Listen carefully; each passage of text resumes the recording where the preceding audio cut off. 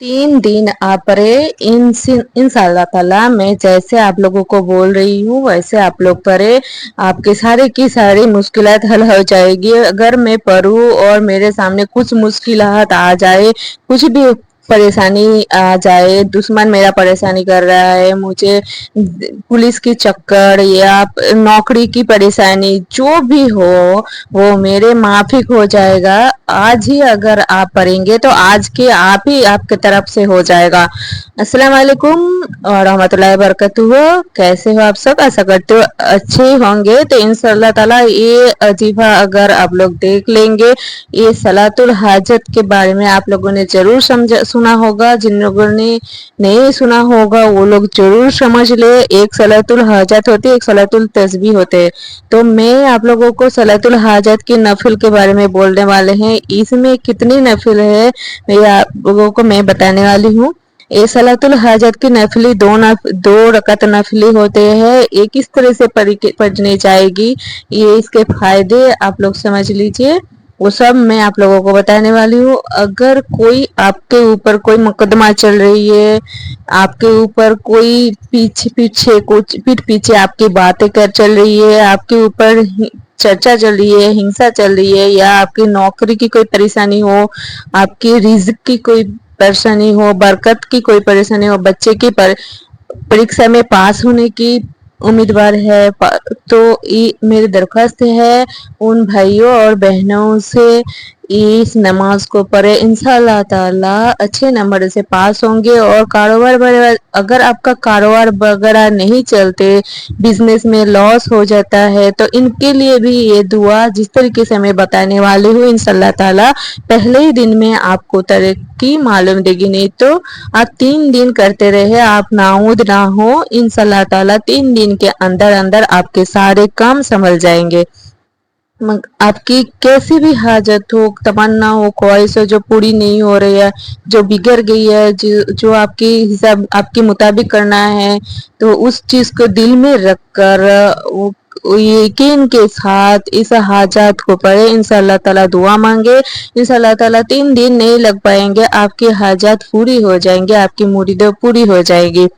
या तो आपके पहले दिन ही काम हो जाएगा, नहीं तो दूसरा दिन हो ही जाएगा कन्फर्म। अगर दूसरे दिन भी नहीं हुआ तो तीसरे दिन कन्फर्म इसकी जो नामुमकिन काम है, बड़े से बड़ा नामुमकिन काम भी इसका पूरी हो जाती है।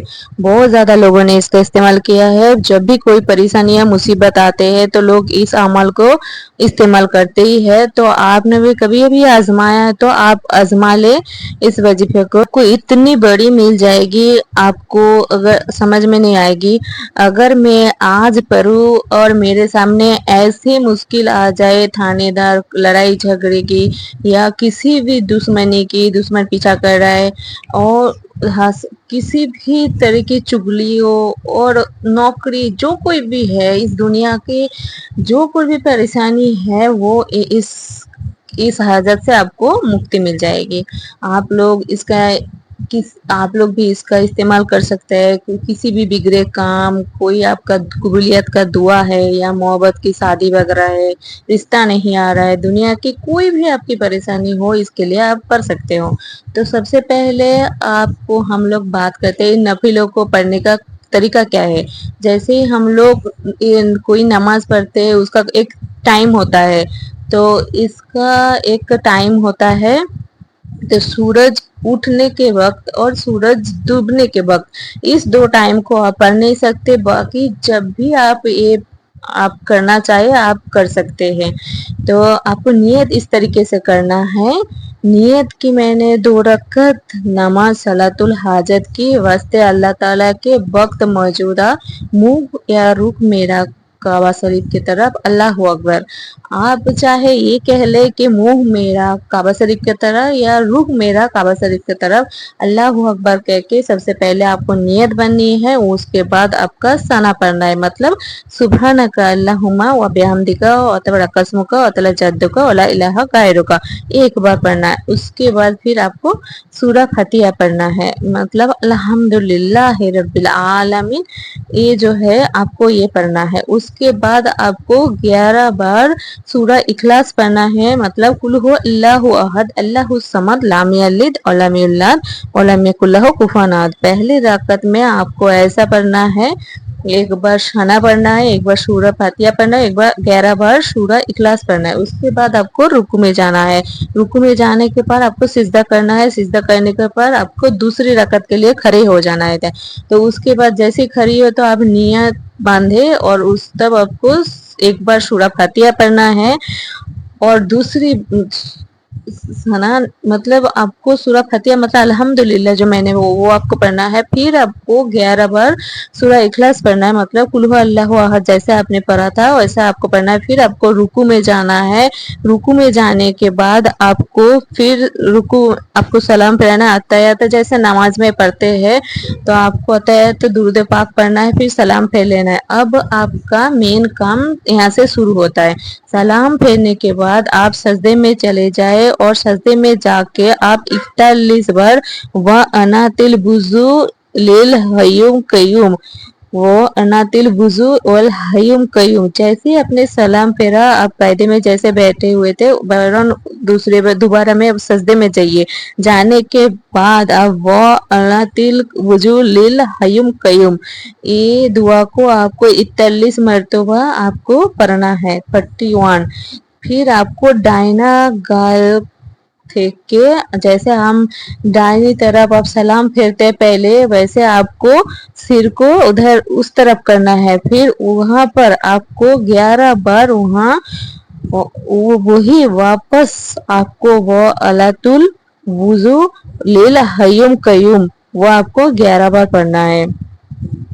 آپ کا جیسے آپ کا سر آپ کو سمجھ میں نہیں آیا ہوگا، اگر سمجھ میں نہیں آئے گا تو میں آپ کو بتا دیتی ہوں۔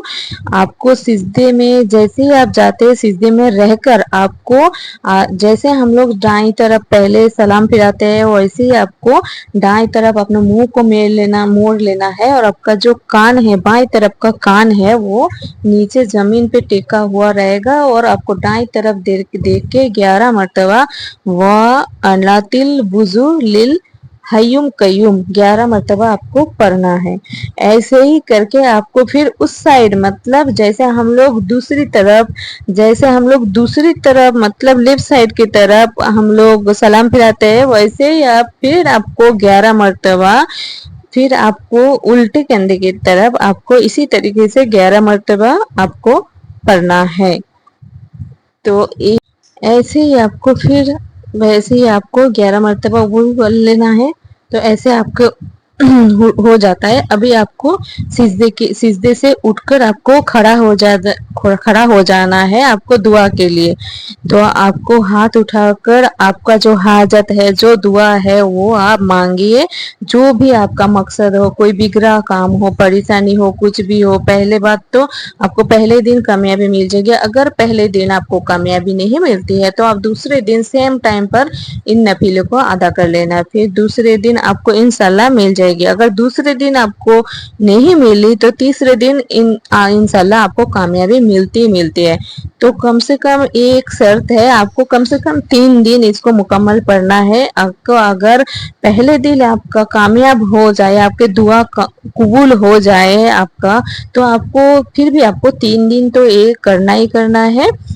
لیکن میرا آپ لوگوں سے گزارش ہے، جس وقت یہ ابھی میرا ویڈیو دیکھ رہے ان لوگوں سے میرا گزارش ہے، اپنے دل کو نیک رکھیے، صاف رکھیے اور صاف رکھ کے اپنے یہ وظیفے کو کیجیے انشاءاللہ تعالی۔ اللہ تعالی کے اوپر بھروسہ رکھیے، امید مت چھوڑیے اور نیک آپ کا جو حاجت ہے وہ نیک ہونی چاہیے، دل میں صاف اور اللہ تعالی کے اوپر وشواس رکھ کے آپ اس حاجت کو کر سکتے ہیں، آپ کو کامیابی ضرور ملے گی۔